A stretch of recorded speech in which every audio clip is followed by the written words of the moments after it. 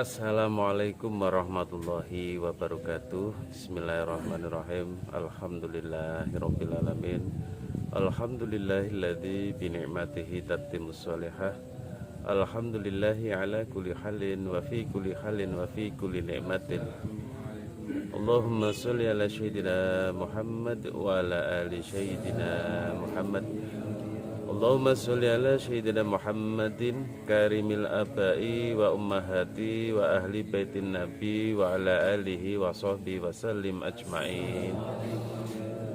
Saudaraku pemirsa channel Supriyo Shakib yang saya hormati dimanapun berada, malam ini malam Ahad tanggal 27 Maret 2021, malam 28 Maret 2021. Ada hal yang spesial, istimewa. Saat ini saya berada di makam Kesultanan Demak, di dekat Makbaroh Sultan Demak pertama Raden Abdul Fattah Al-Akbar Sayyidin Panotogomo dan Sultan Demak II Raden Patiunus atau Pangeran Sabranglor. Malam ini adalah malam 28 Maret ya, tanggal 28 Maret Kabupaten Demak memperingati hari jadi Kabupaten Demak. Dan tahun 2021 ini tanggal 28 Maret merupakan hari jadi Kabupaten Demak ke-518. Jadi umur Kabupaten Demak, umur Demak sudah 518 tahun. Di malam ini, saat ini sengaja saya tadi sudah berziarah ke makam Kanjeng Sultan Raden Patah sebagai Sultan Demak pertama. Berdoa memohon kepada Allah semoga Demak, Kabupaten Demak, pemimpinnya, masyarakatnya, dan seluruh warga Demak diberikan limpahan rahmatnya Allah dan diberikan pula limpahan syafaatnya baginda Nabi Muhammad SAW. Demak menjadi semakin maju, Demak semakin berkah dan sejahtera, pemimpinnya, rakyatnya, seluruhnya Demak.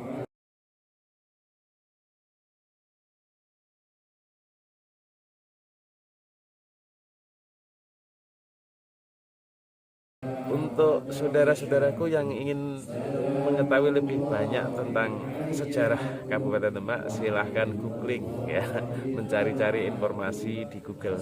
Karena malam ini fokus saya hanya bersilaturahim, berziarah ke makam Raden Patah. Kemudian dari sini nanti saya akan berziarah di makamnya yang Pangeran Atas Angin, akan membuat konten lagi tentang keilmuan beliau, keilmuan yang Atas Angin yang dulu pernah saya belajar melalui orang tua saya, ayah mertua saya, Bapak Uzaini bin Sibah Kusman almarhum al-Maktullah. Demikian saudaraku, ikuti terus, kita akan pindah ke makamnya yang Pangeran Atas Angin. Ikuti terus channel Supriyo Shakib.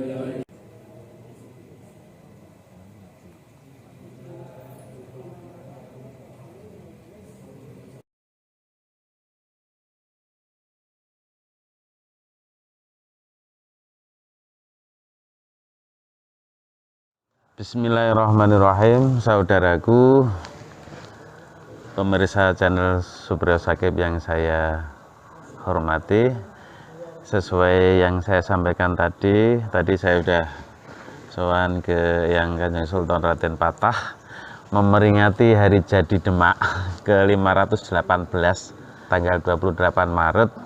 Ini saya ingin melanjutkan kisah tentang yang Atas Angin yang beberapa hari lalu saya upload di channel saya, channel Supriyo Shakib.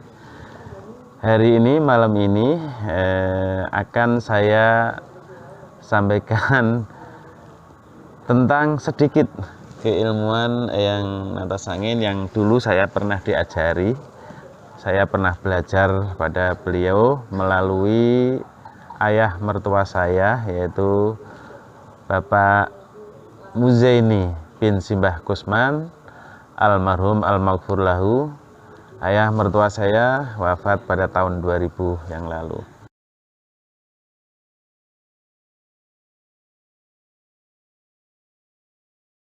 Perlu saya sampaikan informasi bahwa Eyang Pangeran Natas Angin ini, menurut pengetahuan yang sampai kepada saya, adalah termasuk leluhur dari Abah Muzaini bin Simbah Kusman, ayah mertua saya. Kemudian secara sukmo atau ruh Eyang Pangeran Natas Angin itu masuk ke raga atau badan jasmani ayah mertua saya. Kemudian dari situ banyak orang, banyak tamu, juga banyak santri termasuk diri saya itu bisa menerima pepali atau pelajaran-pelajaran pitutur-pitutur penting dari beliau, termasuk nasihat-nasihat yang pokok, diantaranya cerita-cerita tentang zaman kewalian dulu, Wali Songo, terutama di Kasultanan Demak Bintoro. Beliau Eyang Pangeran Natas Angin, seperti yang sudah saya sampaikan di video sebelumnya, adalah putra Raja Goa ke-10 bernama Karaeng Tumapak Risi Kalona. Nama awal beliau, nama asli beliau adalah Daeng Mangemba Natiswang, maknanya Pangeran Penghalau Angin, ya. Pangeran Penghalau Angin itu, Daeng Mangemba Natiswang itu nama julukan, ya. Di Kerajaan Goa, Sulawesi Selatan itu ada tradisi seseorang, terutama di keluarga kerajaan bangsawan, apabila sudah menerima nama julukan yang diberikan oleh keluarga kerajaan, maka pantang nama aslinya disebut. Itu. Ini kabar yang sampai kepada saya, entah benar atau tidak, Allahu a'lam. Kemudian saudaraku, Daeng Mangemba Natiswang berubah nama menjadi Pangeran Penatas Angin. Itu nama tersebut, julukan tersebut diberikan oleh Raden Patiunus ketika sama-sama memperkuat armada Demak berlayar menuju Selat Malaka untuk mengusir Portugis yang mendominasi perdagangan di sana. Tetapi ketika armada Demak sampai di Selat Berhala, itu dihadang oleh badai yang besar. Jung atau kapal armada Demak beberapa ya, tidak banyak, yang oleng terkena badai itu. Ada beberapa prajurit yang tercebur ke laut. Saat genting itulah Daeng Mangemba Natiswang, yang memang sudah sejak umur 9 tahun diberi karunia oleh Allah bisa menghalau angin dengan jurus telapak tangan atau tenaga dalam yang diajarkan oleh pamannya sendiri, yaitu Daeng Pomate. Maka Daeng Mangemba Natiswang tampil menyelamatkan armada Demak dari amukan badai.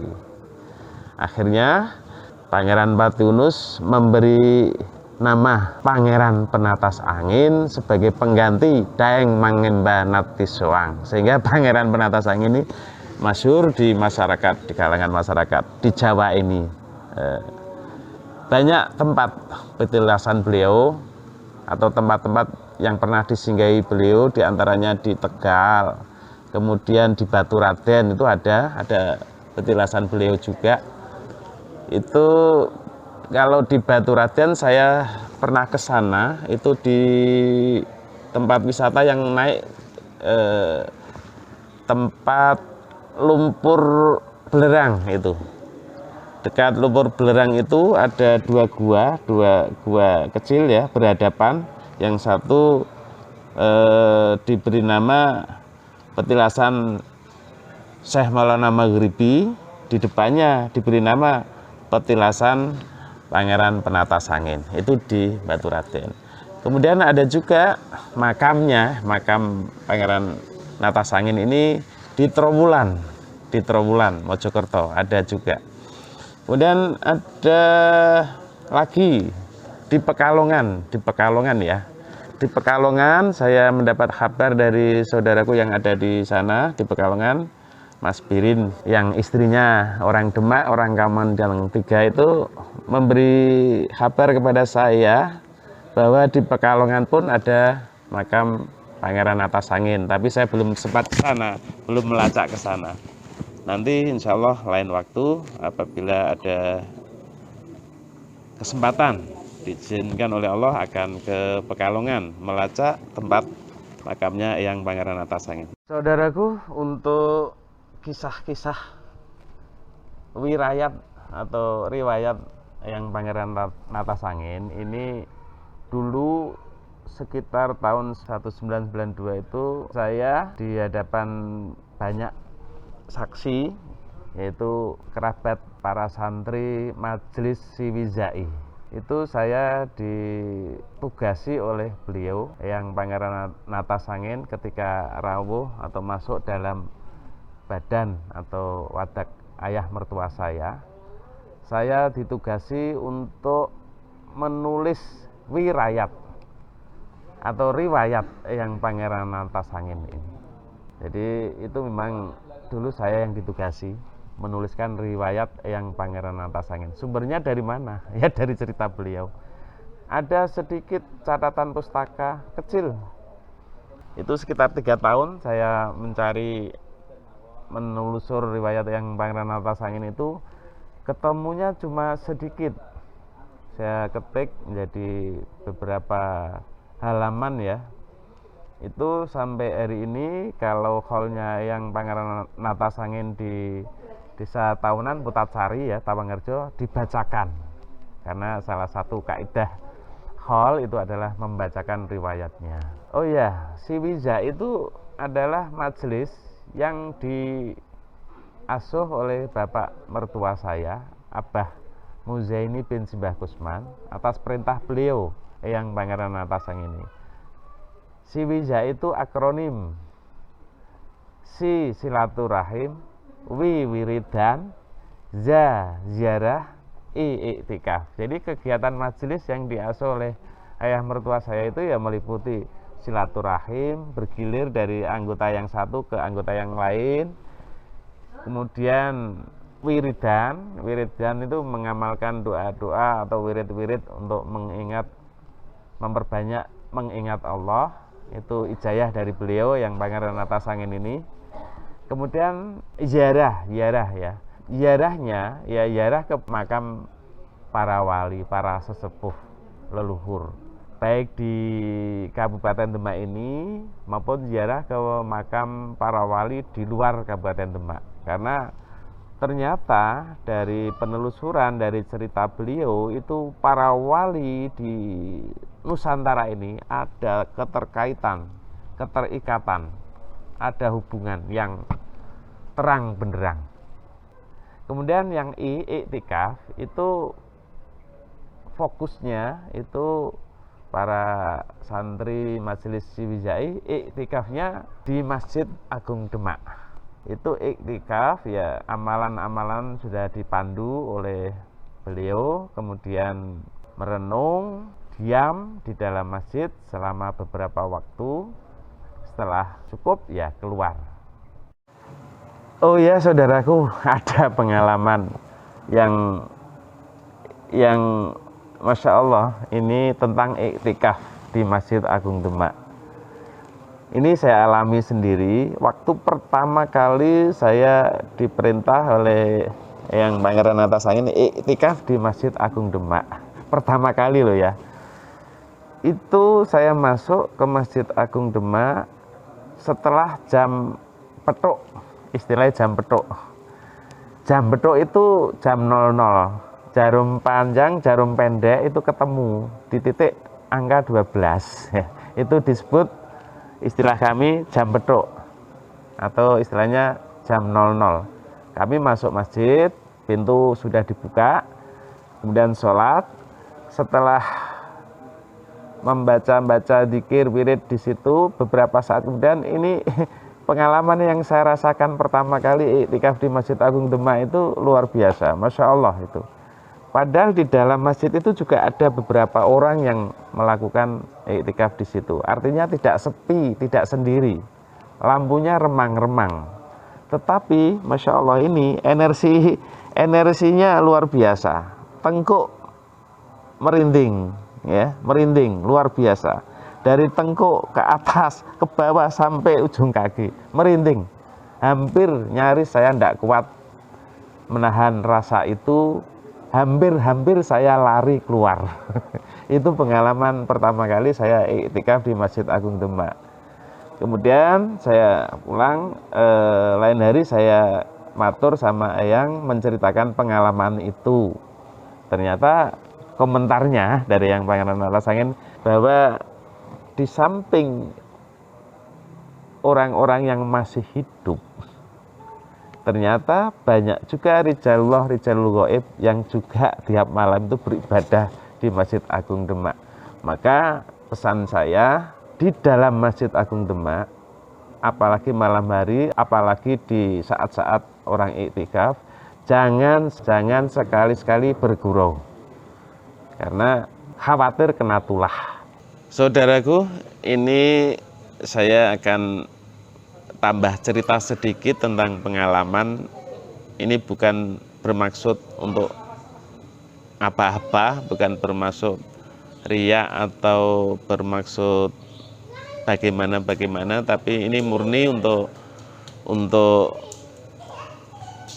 membagi pengalaman lah, membagi pengetahuan, wacana, wawasan. Bahwa dulu waktu kami para santri Sriwijai itu bersama-sama berguru pada Eyang Pangeran Natasangin melalui Bapak Muzaini bin Simbah Kusman, ayah mertua saya ketika masih hidup dulu, itu kami mendapat didikan, gemblengan, siang puasa, malam wirid, wiridnya doa-doa tertentu, tempatnya dipindah-pindah, seminggu di tempat ini, kemudian ganti wirid, puasa lagi, tempatnya dipindah-pindah lagi, tempat ini, tempat itu. Salah satunya adalah ilmu, ya, yang disebut ajian rogoh sukmo. Nah, ini ada sambung sedikit kemarin yang pengalaman Eyang Natasangin berguru dengan Sunan Kalijogo itu kan ada ngelenang sukmo. Saya udah dua-duanya udah dikasih itu. 5 orang waktu itu yang bersama-sama menjalani lakon ini, riyadhah ini. Ini saya akan menyampaikan wacana saja. Ternyata menurut yang saya terima dari Eyang Pangeran Natasangin, yang disebut ilmu rogo sukmo itu adalah sukmo yang ada di alam kubur maupun sukmo orang yang masih hidup itu dipanggil datang. Ini yang saya terima dari Eyang Pangeran Natasangin, ya. Sementara konsep yang ada, konsep umum yang ada berkembang itu rogo sukmo itu ini keluar. Bukan itu, karena ada keilmuan lain yang disebut ilmu ngelenang sukmo. Yang ngelenang sukmo itu, sukmo kita dari dalam itu dengan tatanan tertentu, itu kita keluar dari raga ini, menuju ke satu titik, satu tempat untuk satu keperluan. Itu namanya ngelenang sukmo. Kalau rogo sukmo itu kita mengundang hadir sukmone orang yang masih hidup maupun sukmo yang sudah berada di alam kubur. Ini saya ceritakan bukan berarti untuk membuat perdebatan atau perbedaan, itu wacana saja, ya, wacana saja. Ini boleh saya sampaikan rapalnya, doanya, kalimatnya, doanya itu bisa saya bacakan, tapi ketentuan atau kaifiah lakunya tidak akan saya sampaikan karena ini bukan tutorial, ini hanya sekedar sharing informasi saja. Doanya ini termasuk saya menyampaikan bahwa ciri-ciri doa dari kewalian, dari para tokoh sepuh zaman dulu, doa yang sudah pada zaman kewalian itu diawali Bismillahirrahmanirrahim, terus doanya itu kalimatnya bahasa Jawa, terus akhirnya ditutup La ilaha illallah Muhammadar Rasulullah. Ini doanya doa yang Rogo Sukmo ya, ini Aji Rogo Sukmo, bisa saya bacakan, tetapi tidak saya tunjukkan ritualnya, lakunya. Ya, itu. Bismillahirrahmanirrahim. Sun matek ajiku pang Rogo Sukmo. Sukmone wong ngawurip lan sukmo kang manggon ana ing alam kubur. Hiya iku nganggo pengaji kang den sinengker dening Kaki Badranaya. Sekabehing sukma kang ingsun butuhake bisaha padha tumeka lan bisa ngucap apa kang ingsun butuhake. Kabeh iku mau muga-muga karidanan dening Gusti ingkang murba ing dumadi. La ilaha illallah Muhammadar Rasulullah. Begitu rapalnya atau kalimatnya ajian Rogo Sukmo itu yang saya terima dari yang Pangeran Antasangin waktu itu ya. Kalimatnya terakhir itu la ilaha illallah Muhammadar Rasulullah. Kok tidak Muhammadur Rasulullah? Katanya seperti itu. Itu ada makna katanya. Tetapi kalau menurut Nahu Sorob itu katanya tidak benar. Harusnya la ilaha illallah Muhammadur Rasulullah. Ini menurut beliau keterangannya istiwaca apa anane. Dibaca apa adanya itu. La ilaha illallah Muhammadar Rasulullah.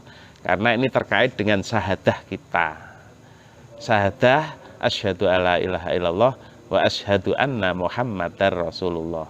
Itu ada makna yang dalam, tidak saya buka di sini. Karena ini merupakan satu sir ya, yang untuk menggerakkan energi-energi yang lain, kalimat itu. Jadi itulah saudaraku, ini gerimis datang ya. Kiranya cukup. Terima kasih atas perhatiannya. Mudah-mudahan ada manfaat.